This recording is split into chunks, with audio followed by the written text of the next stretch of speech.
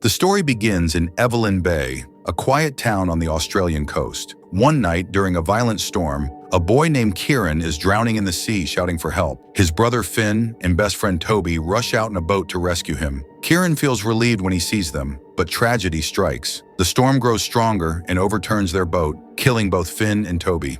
Miraculously, Kieran survives, but that night claimed one more victim, a girl named Gabby, who vanished in the storm without a trace. Her disappearance remains one of the biggest mysteries haunting Evelyn Bay. 15 years later, Kieran returns to his hometown with his wife Mia and daughter Audrey. His mother Verity greets them at the station, saying he arrived just in time. The town is preparing a memorial event for the accident's 15th anniversary. Hearing this brings back painful memories for Kieran, how he had entered a strange seaside tunnel against his mother's wishes, leading to the loss of his brother and best friend. Kieran's father, Brian, is now suffering from memory loss. When he sees Kieran, he mistakes him for Finn. The old memories still haunt Kieran, so to calm himself, he takes a walk with little Audrey. On the beach, he meets his childhood friend Ash, who asks if he's back for the anniversary. Kieran replies that he's only here to visit his father, whose health is getting worse. Ash mentions that Toby's father, Julian, has opened a clubhouse named Finn and Toby, and there will be a memorial there soon. But Kieran isn't sure anyone will be happy to see him after what happened. We also meet Bronte,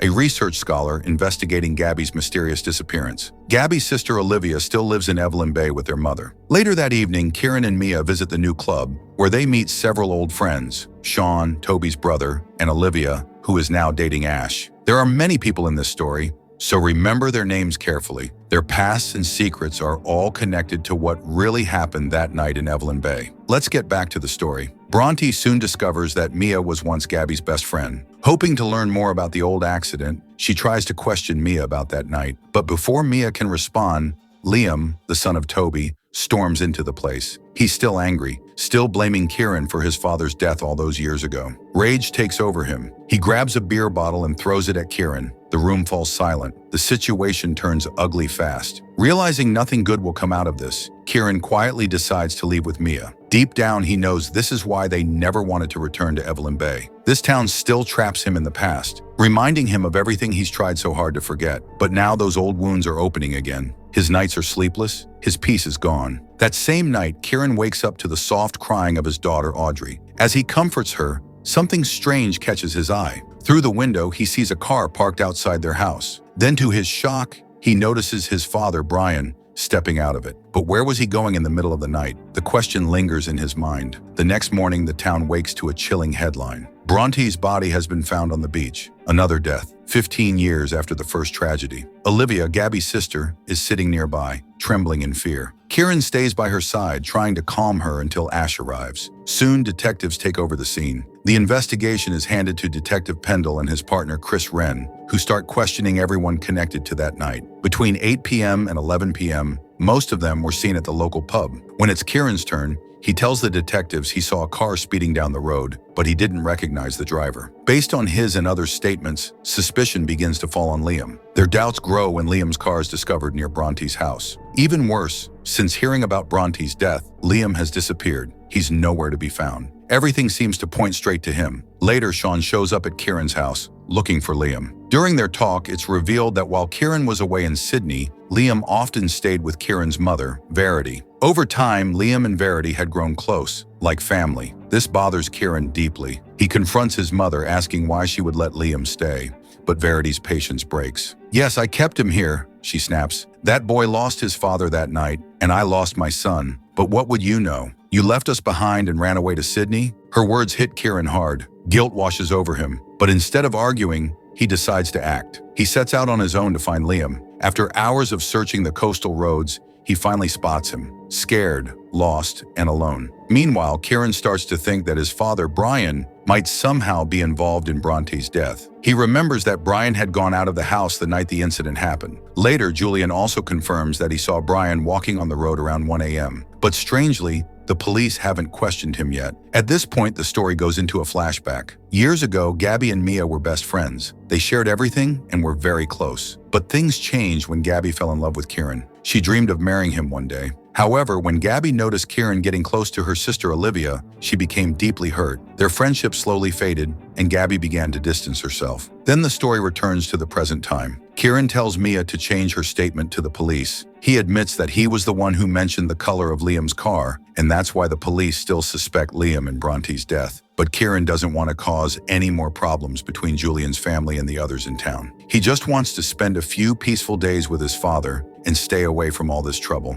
Later, Verity, Kieran's mother, thanks him for handling things calmly and convincing Mia. She tells him that neither Liam nor Brian could have done anything like this. Brian, she explains, is barely conscious most of the time. Because of his illness, he sometimes just wanders out of the house without realizing it. Everyone in the town knows about his condition. In the next scene, we see Olivia secretly stealing Bronte's mobile phone. She does this because her boyfriend Ash told her to. Ash had seen some drug-related messages between him and Bronte on that phone, and he feared that if the police found them, he could get into serious trouble. So now both of them are planning to get rid of the phone completely. But while Olivia is hiding the phone, she suddenly realizes that her mother, Triss, is not at home. She starts looking for her, not knowing that Triss has gone out to meet Mia that day. Meanwhile, on her way to visit Aunt Triss, Mia runs into her favorite author, George Balin, who has been staying in Evelyn Bay for a few weeks. It's a brief, calm moment before things turn dark again. Back at the police station, Detective Pendle receives Bronte's post-mortem report, and it confirms the worst. Bronte didn't die in an accident. She was murdered. The report shows that she was hit on the head with a heavy object, which caused her death. Her clothes were torn, but there were no signs of sexual assault. It was also clear that she was not killed on the beach. Her body had been brought there and left after death. The most shocking detail was the discovery of a strand of hair on Bronte's body. Lab tests revealed that the hair belonged to a man, confirming that a male killer was responsible for her death. Mia meets Triss at the same seaside spot where Gabby was last seen. In front of her, Triss throws a bag into the water and says, "For 15 years, I've thrown hundreds of bags here, and not one ever came back to shore." Then how did the police find Gabby's bag on the beach the day she vanished? How is that possible? Her voice breaks as she shouts that no one believed her back then. The police ignored her. 15 years have passed, and no one cared about Gabby except Bronte. But now, even Bronte is gone. Meanwhile, Liam and his grandfather Julian arrive at the police station for questioning. After much pressure, Liam admits he dropped Bronte home that night, but insists he didn't kill her. The police take his DNA sample and release him for now. At the same time, Verity receives an anonymous social media post accusing Brian of murder and demanding his interrogation. Thinking Julian is behind it, she and Kieran confront him, but Julian denies it. Instead, he vents his 15 years of anger on Kieran, blaming him for Finn's death. Kieran stays silent, weighed down by guilt, knowing his reckless actions in the cave caused the tragedy. Back home, Triss still refuses to believe Gabby is dead. Her obsession worries Olivia, who hates hearing her sister's name because it worsens their mother's mental state. Triss had even attempted suicide once, leaving Olivia constantly afraid for her. When Mia visits, Olivia asks her to leave to avoid upsetting Triss further. As Mia turns to go, Triss quietly whispers, "George Balin." She believes George knows something about Gabby's disappearance, and that Mia must find him to uncover the truth. That night, Brian suddenly remembers something, a small detail from the night of the tragedy years ago. The memory frightens him deeply. Shaken, he turns to Verity and asks, "Am I causing trouble for everyone?" Verity holds his hand and calmly says, "No, Brian, you're not a problem for anyone." Just then, there's a loud knock on the door. Startled, they look outside with a torchlight, and what they see sends chills down their spines. On the wall, written in large, rough letters, is the word perv, meaning mad. The message is clearly meant to insult Brian. Before they can see who did it, the person vanishes into the night. Verity is furious. She becomes convinced that this is the work of the same person who posted hateful comments about Brian on social media that morning. The next morning, the police catch Marco, Bronte's ex-boyfriend. But during questioning, Marco claims he knows nothing about the murder. He admits that Bronte had a short temper, and though they used to be in a relationship, things ended badly between them. Still, he insists he didn't hurt her. He says he was scared after her death and went into hiding. Soon after, Brian is called to the police station for interrogation. He tells the officers that he often goes out for walks at night because of his illness. Thinking hard, he recalls seeing a light on the beach that night, maybe a torch, maybe something else. But he can't remember clearly. The more he tries to think, the more confused and sick he becomes. His mind drifts back to Gabby's disappearance and the death of his son Finn, and he breaks down crying. Seeing this, Verity and Kieran gently take him home. Meanwhile, Detective Pendle continues digging into the old Gabby case. She discovers something shocking. The last person who saw Gabby alive was Brian himself. She also learns that the officer who handled the case back then, Jeff, was a close friend of Brian. Later, Bronte's parents arrive at the police station. During questioning, Pendle learns that Marco and Bronte were once in a relationship, but Bronte had ended things because of Marco's anger issues. Even so, Marco couldn't let go and continued following her. This makes the police even more suspicious of him. That same day, Brian's old friend Jeff visits him. They take a short walk near the shore, and as they talk, a few fragments of Brian's memory return. He remembers seeing Gabby one last time. She had been looking for Kieran near the beach that evening, but the stress becomes too much, and Jeff quickly brings Brian back home. At the same time, Kieran, along with his mother Verity, Liam, and Shawn, go snorkeling near the coast. The moment Kieran enters the water, he is hit by flashes of that dreadful night 15 years ago. He remembers how his mother had once blamed him for Finn and Toby's deaths, how she had shouted at him in anger and grief. Overwhelmed by guilt, Kieran starts to panic underwater. Gasping for air, he rushes back to the surface and climbs onto the boat. Liam laughs at his struggle, which makes Kieran furious. He suspects that Liam tampered with his oxygen tank, making it hard for him to breathe. Tension rises. Kieran argues with Verity, and both of them return home in anger. Meanwhile, the police receive word that Marco has fled to Argentina and is already at the airport. Since there isn't enough evidence to arrest him, they send 2 officers to follow him while waiting for the lab report. At the same time, Detective Pendle organizes a press conference. In front of the townspeople and media, she appeals for help. She explains that in Bronte's case, her camera, laptop, and phone are still missing, key evidence that could solve the murder. Then Bronte's mother, Indira, steps onto the stage, her eyes full of tears. She pleads with everyone to help get justice for her daughter. The entire hall falls silent. Hearing her voice, Brian becomes restless and pale. The memories of that night start haunting him again. Verity and Kieran quickly take him home to calm him down.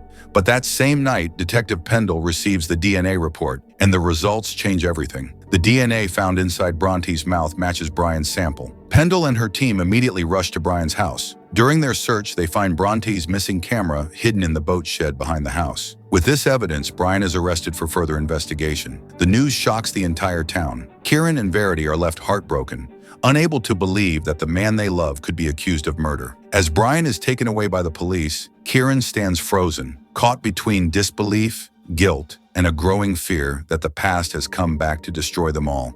On one side, Verity is desperately meeting with a lawyer, trying to find a way to free her husband Brian from police custody. She's tired, frightened, but still clinging to hope. Meanwhile, Kieran and Olivia are called in for questioning. After the session, Kieran asks her directly, "Olivia, on the night Bronte was murdered, I saw you going into her room. You two lived together. Do you know anything at all, that could help my father?" Olivia hesitates, then finally tells him the truth. She admits, "I still have Bronte's phone. I took it because Ash used to send her drug-related messages, and if the police found those texts, he would be in serious trouble. I panicked, and I stole it." Kieran is shocked. He pleads with her, "Then please, hand it over to the police. There might be something in that phone, some clue that could prove my father's innocence." But Olivia shakes her head firmly. "No, I can't. If I do that, I'll get myself in trouble too. I'm not risking my life for anyone." Kieran reminds her of an old favor he once did for her, something that changed her life years ago. But Olivia refuses to see it that way. "I owe you, Kieran," she says quietly, "but not this much. I won't give them the phone." Disappointed and helpless, Kieran shares everything with Mia and then decides to confront Ash himself. That night, Kieran goes to Ash's house, where the atmosphere is tense and uneasy. Ash already knows why he's there. Before Kieran can even speak, Ash says, "If this is about Bronte's phone, forget it. I can't give it to the police." Kieran insists, "Ash, my father's life is on the line. That phone might have evidence that clears him." But Ash refuses again. His voice drops to a whisper. "You don't understand. If they unlock that phone, my entire past comes out. They'll know who I really am. Every illegal deal, every name. I'll be finished." Then in the middle of their heated conversation, Ash reveals something unexpected. He says, "You're chasing the wrong man, Kieran. You should be looking at George Balin, that so-called writer. People say he's a sexual predator, accused of harassing women. What if he had something to do with Bronte's death? She knew him. They met often. They definitely had some kind of connection." The information hits Kieran hard. "Then we need that phone even more," he says. "If Bronte had anything on George, it'll be in her messages." But Ash still refuses to hand it over. Kieran, now frustrated, tells him about something strange that happened recently. The word perv painted outside their house and the broken lock on their boat shed. He's sure that Bronte's camera was hidden there, and whoever did it was trying to frame his father. Ash listens and frowns. If that's true, it could be George's doing. he mutters. Deciding to find the truth for themselves, Kieran, Ash, and his friend drive to George Ballin's house. The writer lives alone on the edge of town, his old cottage filled with books and dust. They search every corner, his study, his shelves, even the basement, but find nothing useful. No camera, no clues, nothing to connect him to Bronte's death. As they prepare to leave, Ash and George have a heated argument. The next morning, Mia finds Kieran tense and broken. She comforts him, and he finally shares the biggest secret of his life. That night in the cave, I wasn't alone. Olivia was with me. She called Toby and Finn, not me. I never called them for 15 years. Kieran never told anyone. The favor he mentioned to Olivia was this secret. Mia is hurt that he hid it from her, but she keeps moving. She goes to meet George Ballin to ask about Gabby. George says Bronte didn't like Brian and Verity, and he shows Mia some things. Photos Bronte took around town, and a few belongings Triss had given her. Mia asks, "Why didn't you give all this to the police?" George replies, "I will, but first I have to finish my book about this town's mystery." While looking through the photos, Mia finds an old picture of Gabby. She takes it home and compares it with older photos, and notices something shocking. On the far side of the frame, near where Finn and Toby were that day, Gabby also appears to be present. Meanwhile, before Brian is moved to jail, Verity and Kieran are allowed a brief visit. As Brian is led away, he makes a crossed arm signal. He can't speak, but Kieran understands immediately. Brian used to be a life-saving specialist. That gesture means rescued from the water. Kieran pieces it together. That night, during his walk, Brian must have found Bronte injured. The killer had left her in the water to be carried away by the waves. Brian reached her in time, pulled her out, and tried to save her. In that struggle, his DNA entered her mouth, which explains the lab match and why her body didn't wash away. Hearing this, Verity and Brian's lawyer feel a surge of hope. This could clear Brian. Before they part, Verity thanks Kieran and reminds him about the Memorial Day soccer match in 2 days. She wants him to play wearing Finn's t-shirt. A little later, we see Kieran quietly entering his late brother's room, a place he hasn't stepped into for years. Dust covers the old furniture, and memories hang heavy in the air. He's there to pick up Finn's soccer t-shirt, the one his mother wants him to wear for the memorial match. As he looks around, Mia walks in, holding 2 photographs. One shows Gabby, and the other, Finn and Toby. At first, they seem unrelated, but when Kieran looks closely, he realizes something unbelievable. Both photos were taken on the same day, and Gabby appears to be with Finn and Toby. Mia hesitates but decides to tell the truth. "Kieran, Gabby wasn't missing that day. She was with them." She knows the timing is painful, but she feels the truth must finally come out. Determined, Mia takes the photographs to Triss, Gabby's mother. The moment Triss sees them, her hands tremble. She realizes her daughter was seeing both boys, something she never knew. Shocked and angry, she storms off with Mia to confront Detective Jeff, Brian's old friend who handled Gabby's case 15 years ago. At Jeff's office, Triss accuses him of covering up the truth. "You knew something. You let my daughter's case die just to protect those boys." Jeff sighs and finally tells her the truth. "Yes, Gabby was with Finn and Toby that night. We found her bag in their boat after the storm. We believe she drowned, but the families were already suffering. I didn't want to destroy them further, so we quietly threw the bag into the sea and closed the case." Tears fill Triss's eyes. Jeff apologizes, saying he only wanted to protect her from more pain, not hide the truth. But for Triss, the damage is done. Her daughter's memory was buried under lies. Meanwhile, from Bronte's phone, which the police finally recover from Olivia, new information emerges. They discover that Bronte and Ash were close, and that Bronte had been helping him get drugs. But lately, Bronte had become scared. She felt someone was following her. When she realized it was Ash, she took photos of him secretly in her room, evidence that could ruin him. Detectives now suspect Ash might have killed her out of fear. But even under questioning, Ash refuses to talk. To confirm their theory, Detective Pendle orders a comparison of sand samples found in Bronte's room with the soil from Ash's house. If the grains match, it'll prove he was there that night. The next morning brings a ray of hope. After much effort by Verity, Brian finally gets bail. Mother and son return home, exhausted but relieved. That evening, the entire town gathers at the club named after Finn and Toby, built in their memory. The atmosphere is emotional as a soccer match begins to honor them. One team includes Kieran, Ash, and Shawn. The other team has Liam, Toby's son. As the game gets intense, Triss suddenly appears on the sidelines, furious. She confronts Julian and Verity, shouting, "My daughter drowned because of your sons. Those boys you call heroes. They lured a 14-year-old girl and took her with them. You all hid the truth for years." The crowd freezes. The celebration turns into chaos. On the field, Ash and Shawn get into a violent fight, and the match turns into a full-blown brawl. The town's long-buried secrets spill out, and the truth about Gabby spreads like wildfire. Everyone now believes that Finn and Toby were behind Gabby's death, but one question still burns in everyone's mind. Who killed Bronte? Later that night, the police finally uncover an old CCTV recording. In it, Julian can be seen shouting angrily at Bronte just days before her death. He's called to the station for questioning. Julian admits he argued with her. "Yes, I lost my temper. She was digging into the past, reopening old wounds. Why dig up graves that should stay buried?" Detective Pendle looks at him sharply. "Did you kill her, Julian? Because she discovered the truth about Gabby and Toby, and you couldn't let that ruin your family's name before the memorial?" Julian denies it, but Pendle doesn't buy it. With growing suspicion, she obtains a search warrant and leads a team to Julian's house, determined to find Bronte's missing laptop, the one piece of evidence that might finally expose the killer hiding among them. At home, Mia is packing when she gets a message from George Ballin. He invites her over. He says he's found Bronte's art project, and it might contain clues about Gabby's disappearance. At the same time, the police uncover a video of George in Bronte's cloud storage. The sweater he's wearing matches the one worn by the man who had been secretly following Bronte.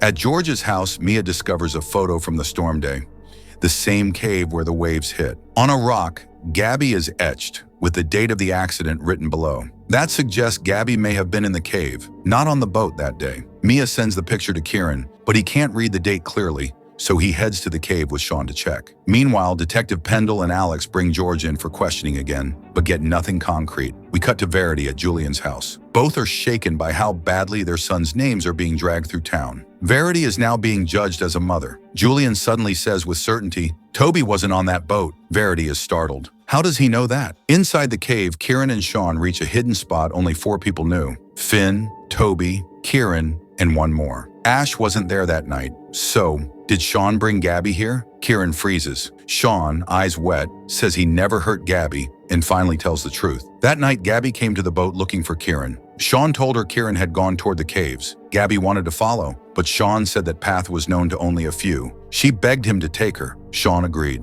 Before leaving, he left her bag on Toby's boat to avoid suspicion. They walked to the cave. It was cold, so Shawn gave Gabby his jacket. He tried to kiss her, but Gabby loved Kieran. She panicked, worried people would mock her if this got out, and stormed off alone toward the exit. Shawn followed, but Gabby lost her way. The storm hit. In the chaos, she drowned. Terrified, Shawn went home and told Julian everything. Julian told him to erase the number and never speak of it. That's why Julian was so firm when he told Verity Gabby wasn't on the boat. Back at Julian's house, when Verity hears this truth from Julian himself, she is stunned. A dark thought hits her. Did Julian kill Bronte? That night when Brian went for a walk, it was Julian who dropped him home afterward. What else is Julian hiding? Verity decides to go to the police station. Julian tries to stop her at the door. She doesn't stop. Inside the cave, Shawn continues telling Kieran everything about Gabby. But as Kieran listens, his eyes catch something in Shawn's hand. Bronte's flashlight. The truth hits him instantly. Shawn isn't just a witness. He's the murderer. Kieran's voice trembles. "Shawn, why did you do it?" Shawn exhales sharply. "That girl was a problem," he says coldly. "The night I went to get my torch back, she asked me to walk on the beach. Then she showed me pictures from her camera. One of them